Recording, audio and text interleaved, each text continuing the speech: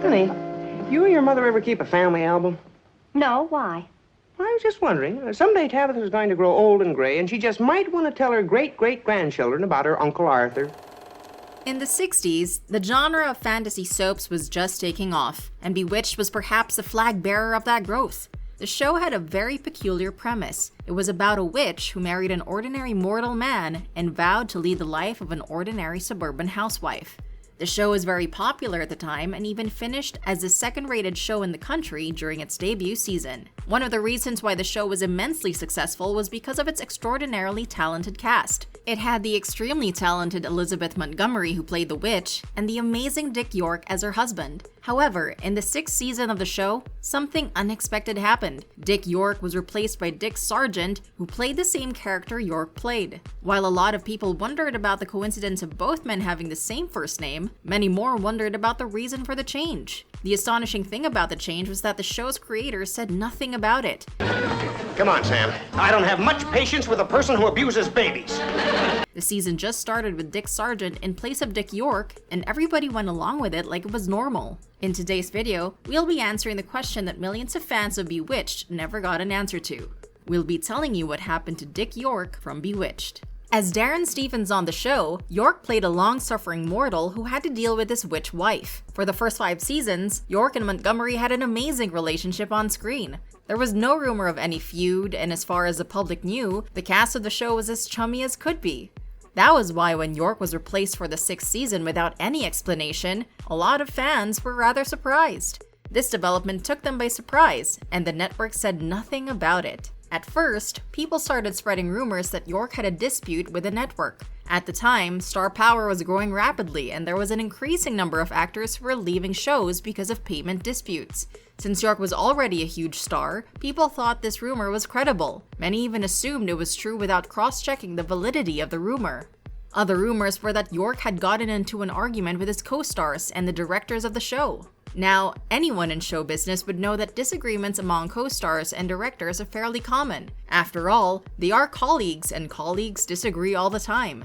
Importantly, ordinary disagreements with colleagues do not result in people leaving their jobs and being replaced without explanation. This rumor, while popular as well, was less believable. People assumed that the reason for York's leaving would have to be a lot more grave than just mere disagreements. In any case, both rumors turned out to be wrong. The reason why Dick York was replaced had very little to do with the network airing Bewitched or his colleagues. It had more to do with York's professional history than anything else.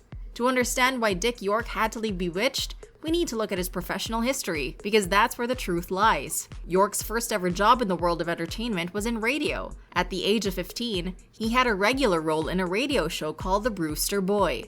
After working on radio soaps for years, he moved to New York to kickstart his acting career. When he got to New York, York continued to work on radio soaps and managed to snag a few actual acting roles. However, they were on Broadway and not on television. But York couldn't complain. After all, there were millions of actors all over the world who would kill to be on a Broadway show. After working in Broadway shows for a while, he got his big break when he got a lucrative contract with Columbia Pictures. This contract catapulted him into stardom, and before he knew it, he was in big budget projects. One of those projects was a Western drama called They Came to Cordura.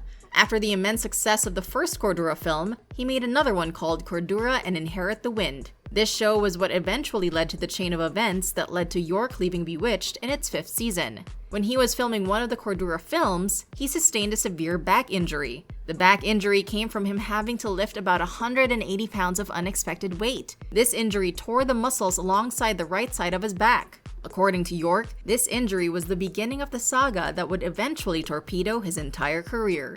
After the injury, York said he only had a minor check at the hospital. He didn't seek further help as he didn't want to be hospitalized and jeopardize his filming projects. So, he continued filming and expected the problem to solve itself. When he was done filming the Cordura films, York had an extremely busy schedule. He worked on numerous television projects like The Untouchables, Dr. Kildare, Route 66, and Rawhide. In 1964, 4 years on from his injury, he landed the role that would eventually come to determine his legacy. He was cast as Darren Stephens in Bewitched. From 1964 to 1969, York worked hard on Bewitched. His performance was so stellar that he won the hearts and minds of millions of Americans all over the country. The show was a commercial success and made York very rich and popular.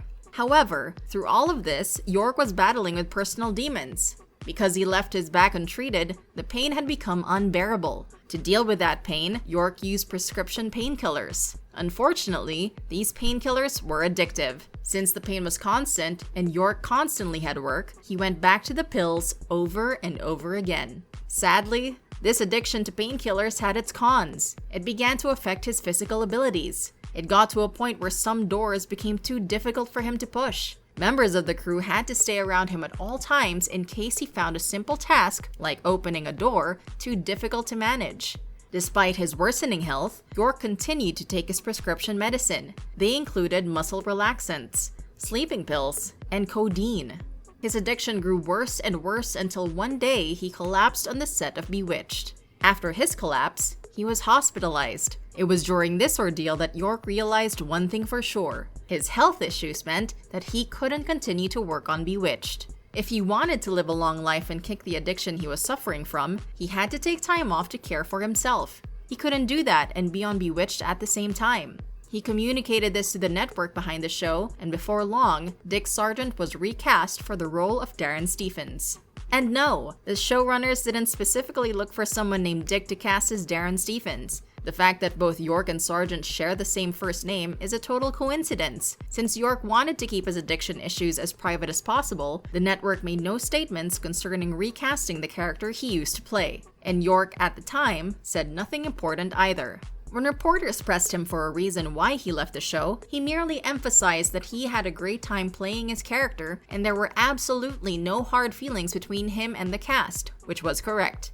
Sadly, York had even bigger mountains to surmount if he was ever going to return to show business. He continued to medicate till 1971 when he quit the drugs abruptly. Unfortunately, it was far too late for him. His experience with addiction made other people in the industry wary of taking a chance on him. After all, no producer wants to ever be in a position where they would need to recast the main character. It was almost like he was branded with the mark of unreliability. Things eventually got pretty hard for York, economically speaking. He had to depend on unemployment benefits to feed his family, and also had to do odd jobs to keep himself busy. Over the next decade, he only had minor roles on shows like Simon & Simon and Fantasy Island. By the end of the decade, York decided to cut short his adventure in New York and move back home to Michigan. He had come to the sad realization that his acting career was over, and he would not be able to rise to the heights he previously reached as Darren Stephens. Of course, this situation was exacerbated by the fact that he had developed emphysema. This wasn't unrelated to his habit of burning through 3 packs of cigarettes per day. He would eventually come to rely on oxygen from a canister. Despite suffering this way, York found purpose in working to help bring awareness to aid outreach for homeless people across the United States of America. This was an issue that was quite dear to him because he had grown up during the Great Depression and acutely understood what it meant to be homeless or fear homelessness. Unfortunately, York's health problems eventually got the better of him, and he died at the relatively young age of 62 in 1992. Dick York's story is a story of how one relatively minor event in one's life can go on to determine one's legacy. However, it is also a story of how one can find purpose even in the most distraught conditions. All in all, it's the story of what happened to Dick York.